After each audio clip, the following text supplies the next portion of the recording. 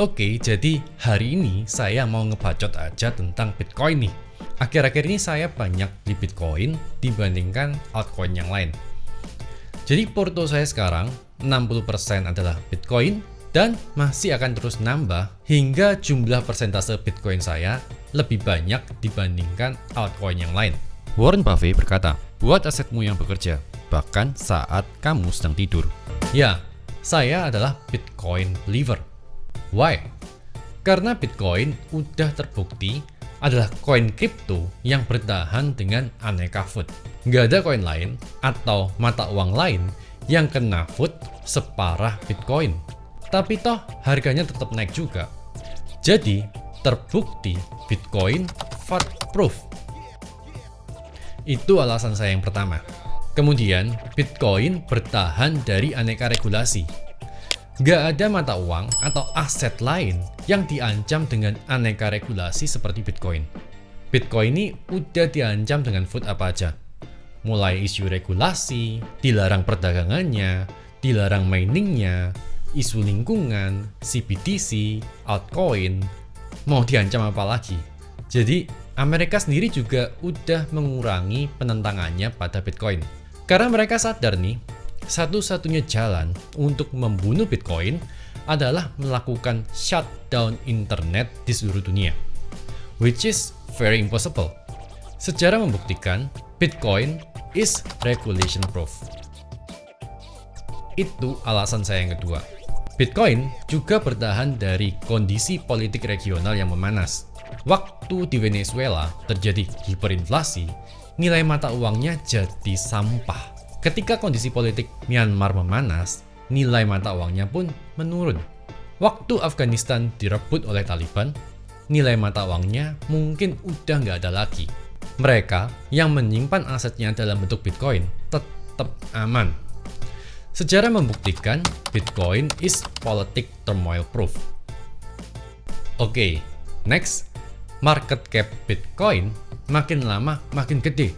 Dan nggak mudah untuk memainkan market Bitcoin yang makin besar. Kecuali ada janjian atau insider trading yang benar-benar terkontrol. Tepatnya ada konspirasi global super besar yang bermain.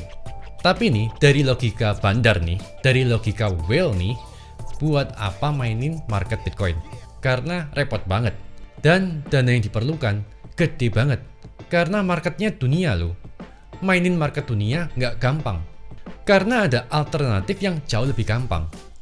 Yaitu, lebih baik nih kalau saya bandar, saya lebih baik mainin market-market token micin yang market cap-nya masih kecil. Kalau profit, nanti bisa ditukar jadi Bitcoin atau fiat lah at least. Memang sih, kita masih belum sampai ke arah sana. Tapi Bitcoin is bandar. Maksud saya whale proof. Dan mungkin teman-teman masih belum sadar nih, kalau Bitcoin ini punya bumper yang membuat nilainya nggak bisa jadi nol. Yaitu adalah jumlah koin yang hilang. Diperkirakan nih, ada 30-50% koin yang hilang karena aneka sebab. Ada yang lupa key phrase-nya, hardware walletnya kebuang, pemiliknya meninggal dadak, dan lain-lain. Koin yang hilang ini nggak bisa ditransaksikan, nggak bisa dijual, juga nggak bisa dicetak lagi. Maksimalnya tetap hanya 21 juta koin itu aja. Dan jumlah ini nggak cukup banyak kalau didistribusikan rata ke semua orang. Bitcoin is impossible to zero. Bitcoin is inflation proof. Oh ya, Bitcoin juga memungkinkan kita transaksi lintas negara. Transaksi lintas negara, dulu sebelum ada kripto itu ribet banget. Apalagi kalau angkanya gede. Dulu saya punya seorang klien di Australia. Punya uang nih, tapi nggak bisa kirim ke Indonesia karena dana yang mau dikirim terlalu besar. Waktu itu untuk pembelian unit properti. Pernah juga saya punya klien dari Brunei, untuk kirim uang harus melalui jasa pihak ketiga. Jalur gelap lah istilahnya. Sekarang nggak usah pusing lagi, kita bisa pakai Bitcoin untuk saling berkirim dana. Bitcoin is borderless currency. Sekarang tinggal nunggu waktu aja nih agar Bitcoin bisa diterima oleh masyarakat luas. Kapan itu? Perkiraan saya 10-15 tahun lagi. 10-15 tahun dari hari ini. Mengapa 10-15 tahun? Karena diperlukan satu generasi baru untuk mau menerima teknologi ini tanpa tanya. Seperti kita dulu nih, waktu dilahirkan di dunia, menjadi dewasa, dan nggak pernah nih kita mempertanyakan kenapa dolar jadi mata uang dunia. Kita juga nggak pernah tanya nih, mengapa uang bentuknya kertas? Kenapa nggak kain atau batu aja? Generasi yang berikutnya nggak akan mempertanyakan dengan detail mengapa uang bentuknya digital. Mengapa Bitcoin? Apa underlying aset Bitcoin? Generasi berikutnya mau nggak mau ya nerima aja. Seperti kita nih, mau nggak mau ya nerima aja mata uang fiat. Tapi ngomongin tentang underlying aset nih, banyak juga nih yang nyinyir Bitcoin adalah mata uang atau aset yang nggak punya underlying aset. Berarti orang-orang yang nyinyir ini nggak paham tentang sejarah uang sepenuhnya. Nggak paham beda mata uang dan uang. Nggak paham tentang sejarah dolar. Nggak paham tentang Bitcoin. Nggak tahu bedanya antara Bitcoin dan aset kripto lainnya. Nggak paham teknologi blockchain. Nggak belajar sejarah tentang mata uang dan emas, lupa atau nggak tahu tentang perjanjian Bretton Woods. Juga mungkin entah nggak tahu atau gagal paham dengan apa yang sudah dideklarasikan oleh Presiden Nixon di tahun 1960. Yang namanya mata uang ini ya, nggak perlu underlying aset. Cuma perlu trust. Yuk kita belajar bareng dari channel ini ya. Kalau ngomongin mata uang nih, ya semua mata uang adalah uang impian. Dolar underlyingnya apa? Bukan emas kan? Tapi utang, propaganda, senjata, paksain negara lain biar mau menerima dolar. Kalau mau uang yang sebenarnya, ya emas. Dan kembali ke gold standard, itu nggak mungkin. Kenapa nggak mungkin? Saya bahas di video yang lain aja ya.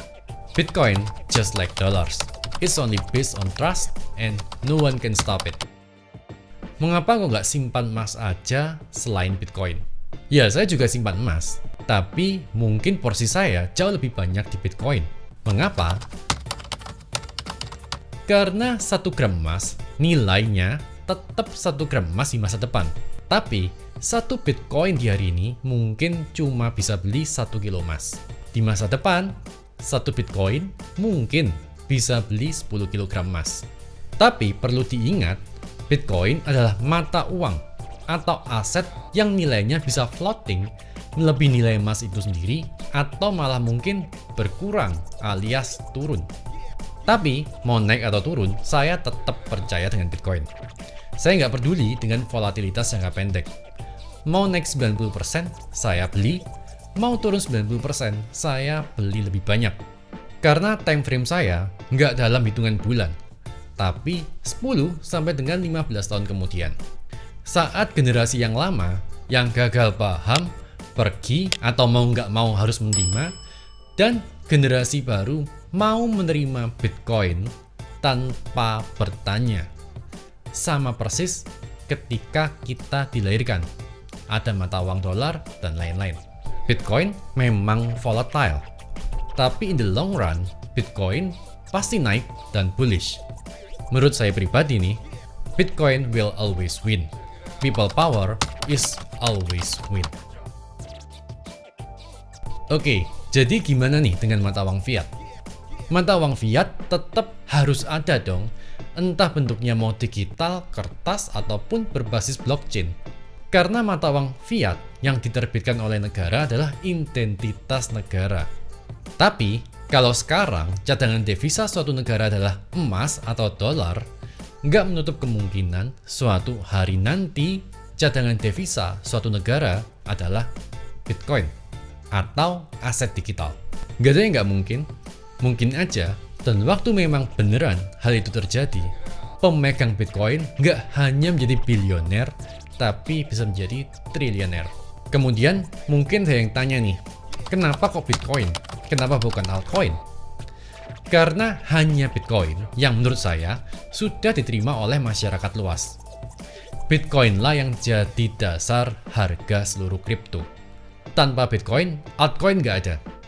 Tapi, tanpa altcoin, Bitcoin tetap ada. Jadi, buat saya, Bitcoin jauh lebih low risk daripada altcoin. Karena naik turunnya altcoin juga berdasarkan platformnya dan demand-nya. Contoh nih, Pancake Bunny dulu 7 jutaan. Habis dihack, pernah nih jadi 50.000 aja. Dalam rupiah ya ini, Coinname dulu pernah masuk top 30 coin market cap. Setelah dicuri dan didump oleh hacker, harganya jatuh. Juga cuma Bitcoin aja yang pasti ada di exchange manapun. Kenapa nggak Ethereum? Jawabannya ya pasti gas fee dan penumpangnya banyak. Kalau token yang numpang ada apa-apa nih, koin induknya pasti kena imbas. Masalahnya, 90% token yang ada di Ethereum, di Binance Smart Chain, di Polychain, 90%-nya scam. Jadi kesimpulannya, buat saya, ini adalah final call. Panggilan terakhir buat kita semua yang mau naik eskalator kebebasan finansial. Waktu 20-30 tahun yang lalu, Pak Lo Keng Hong, teman-teman tahu kan siapa? Dia beli dan investasi saham. Saya yakin waktu itu banyak orang yang ngetawain, banyak orang yang nyinyirin. Kenapa kok uang ditukar sama kertas?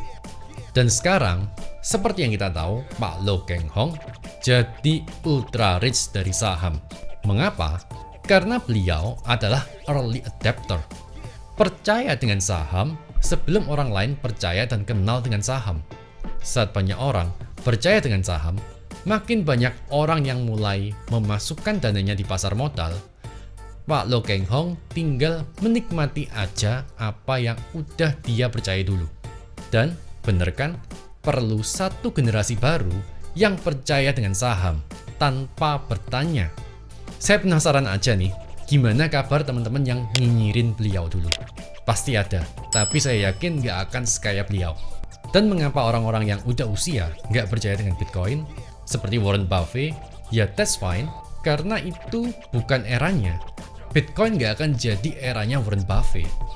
Karena waktu Bitcoin udah diadopsi oleh banyak orang, mereka udah nggak ada di sini.